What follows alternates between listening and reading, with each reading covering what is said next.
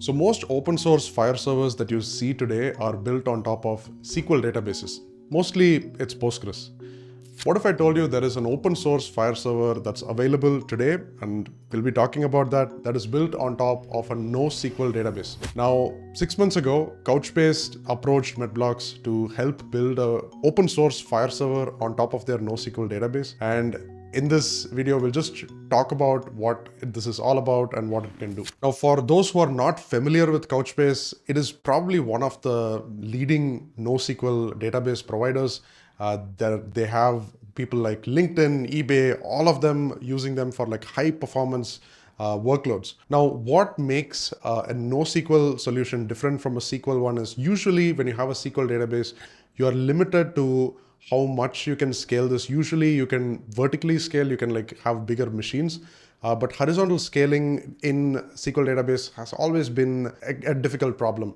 But NoSQL was built from the ground up to scale for internet level traffic. Like people like, again, like LinkedIn, like so many million visitors every day.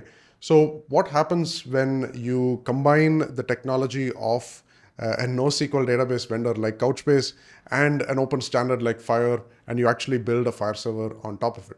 So now what makes Couchbase special is that it combines the best of SQL and NoSQL. So you get the JSON storage layer. You don't need to declare a schema beforehand. You are able to store anything as documents, but then you are able to use SQL-like queries to actually query this data back. So they have a query language called NeQL, which is like N1QL, but it's pronounced NeQL. And again, they've already proven themselves in healthcare quite a bit. There are big clients like Beck & Dixon, Everyday Health. All of them are using Couchbase already in production, right?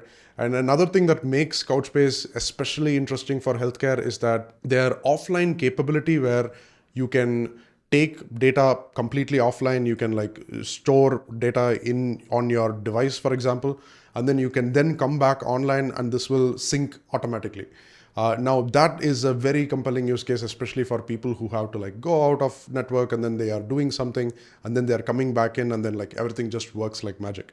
Now again, Couchbase has a different options when you want to deploy it. There is the self-hosted option where you have full control. There is like Couchbase Capella, which is like a fully managed service, and they're working really hard to like get it to be like the best NoSQL database ever. So they're adding like vector search, they're adding a bunch of different things. So now we have the question, why does Couchbase want to build a FHIR server?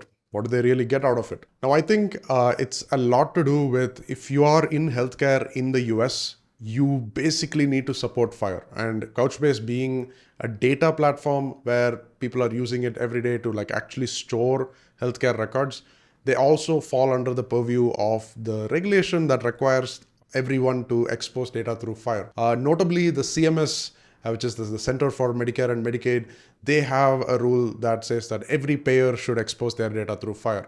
Now, the ASTP, previously called the ONC, also has a regulation that tells that every provider should be able to expose all information related to their patients through a FHIR API.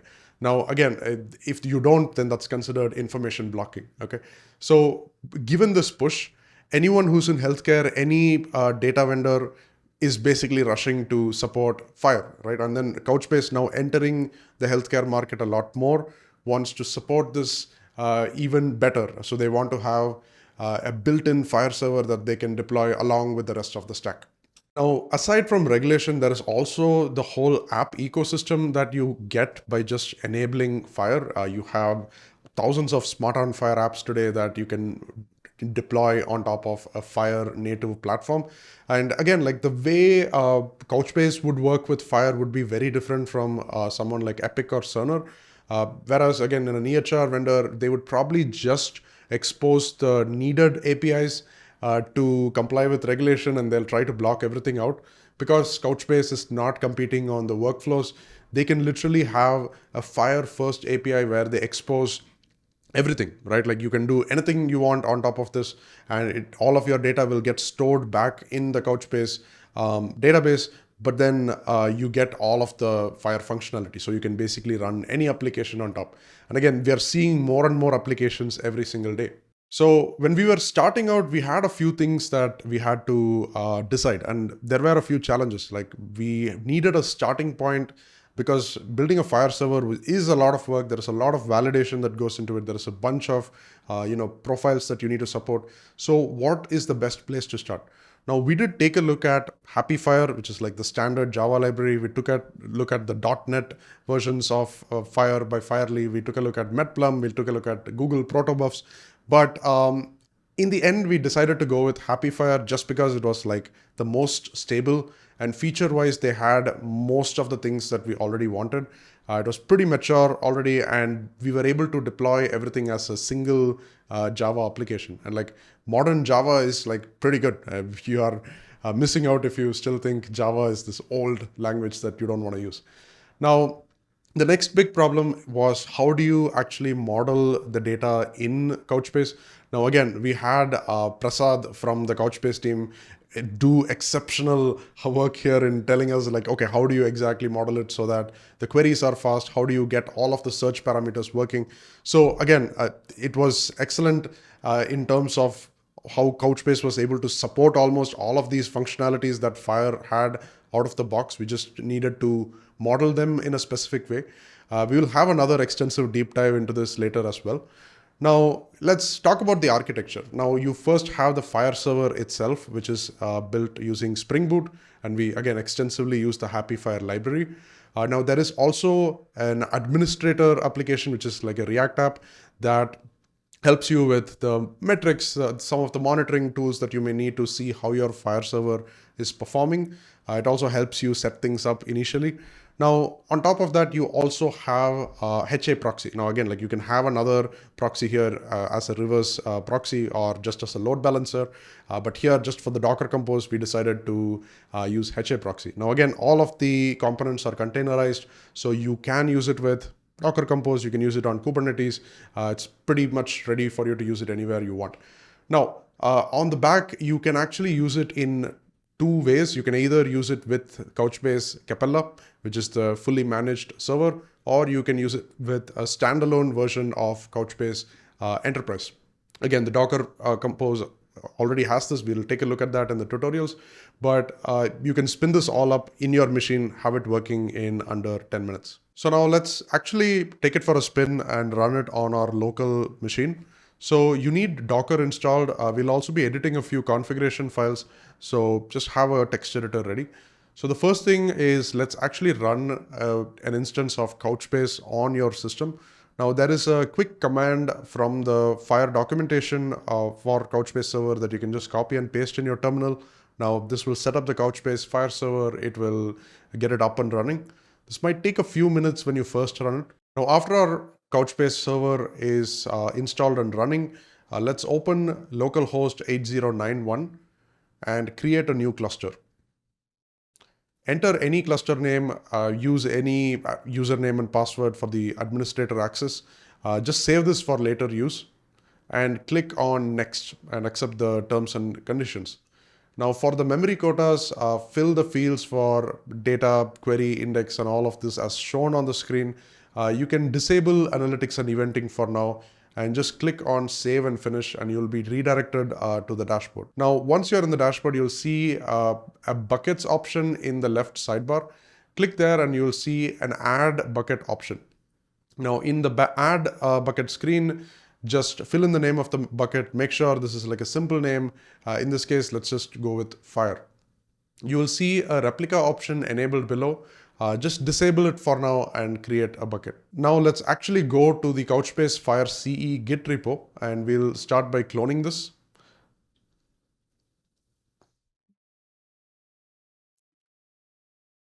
Now there is a full detailed guide on the deployment guide page here. Now I'll leave a link to this down below. You can follow along at your own pace as well by following the instructions here. The first thing that you need to do is you need to move to this project folder and copy the config.yaml file from this template.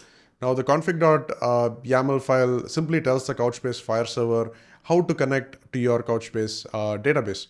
And it also has like other logging instructions.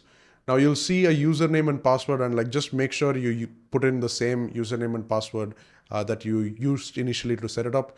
And again, if you are running this on Capella, if you have a Couchbase server already running on Capella, you can change the server type here to Capella. Now by default, it remains as server, and because we are running it locally, this would be fine. Now the SSL enabled will remain false because again, like we are running this locally, we don't want HTTPS. So you'll see a connection string option here. Now the important thing is you pointed to where your Couchbase instance is actually running.